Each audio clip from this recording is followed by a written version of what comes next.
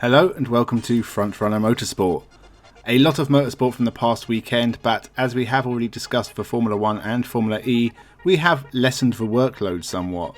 So what's left to watch? Well, only W Series, Formula 2 and Formula 3 from Hungary, Indycar from Indianapolis, British touring cars from Knock Hill, supercars from The Bend, and Nitro Rallycross from Sweden. So with plenty to keep us going for a little while, let's get started. I want to talk about IndyCar first, a very interesting race from the Indianapolis, with the likes of Marcus Ericsson and Scott Dixon starting at the back. Will Power got caught up in a couple of incidents and soon joined them, but for me this was all about Colton Herta. He has had a lot of attention in the last couple of years and it's obvious why. He is really good at what he does. 2022 has not been kind to him. As soon as he was linked with a potential Formula 1 drive, everything seemed to go wrong. Despite taking a win earlier in the year, Herta has been hurt by a lot of bad luck, including at Indianapolis. I think he was on for the win here, until his car let go.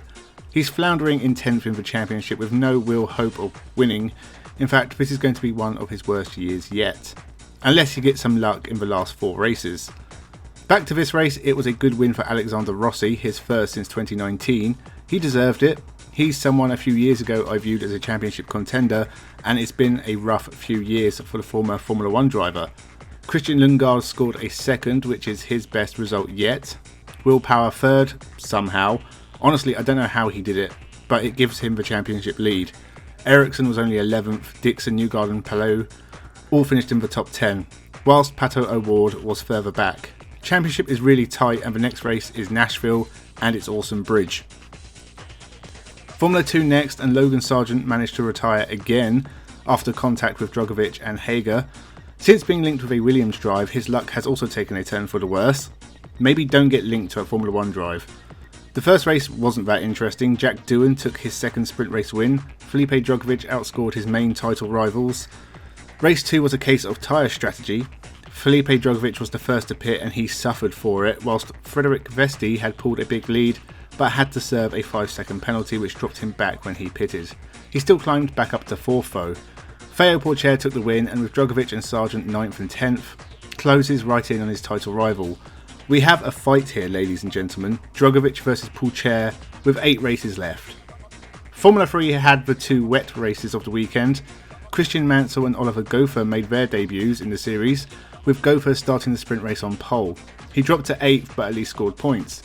There was late drama between Prema teammates Arthur Leclerc and Jack Crawford, making contact on the last lap and finishing outside the points.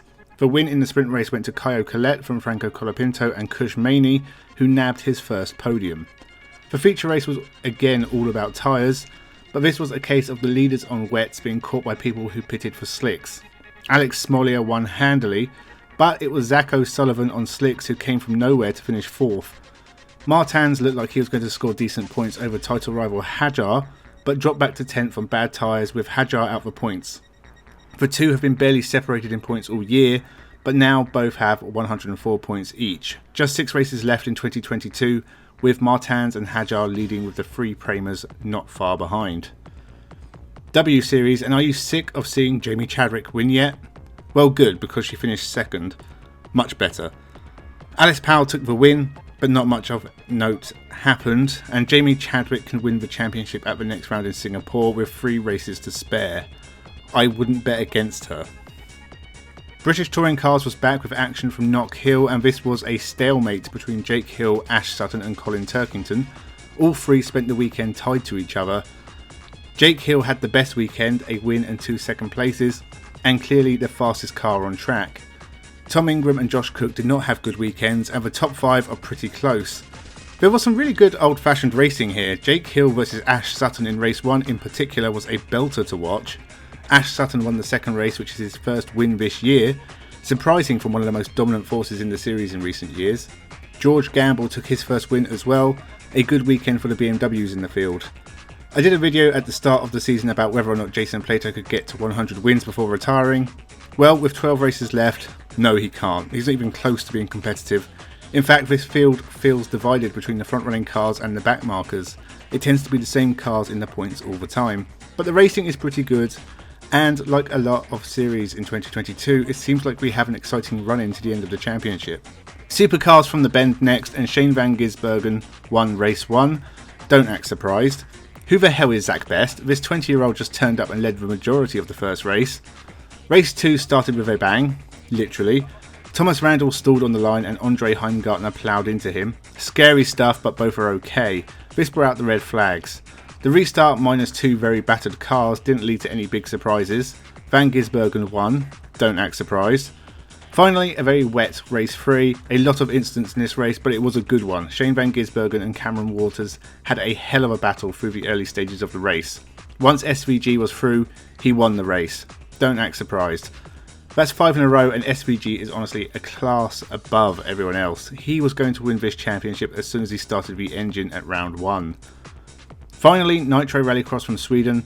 Robin Larsson took the first win of the year and performed well again here, finishing second, but no one could stop Andreas Backerud. Not even Johan Kristoffersen, who normally wins, but could only manage third. It was good Rallycross action, and it's free on YouTube. Watch it. It's better than World Rallycross because it's free. So that's another weekend of motorsport rounded up. It was a hella busy weekend. Next weekend there isn't quite so much. Indycar is back at Nashville, which I'm really looking forward to.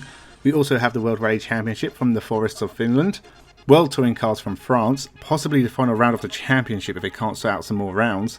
TCR Australia is back after a long break. Also Super GT from Fiji, IMSA Endurance Racing and NASCAR, which I may not talk about unless I actually sit down and watch it. So with that, remember to subscribe, leave a like and a share. Thank you for watching, and have a good one.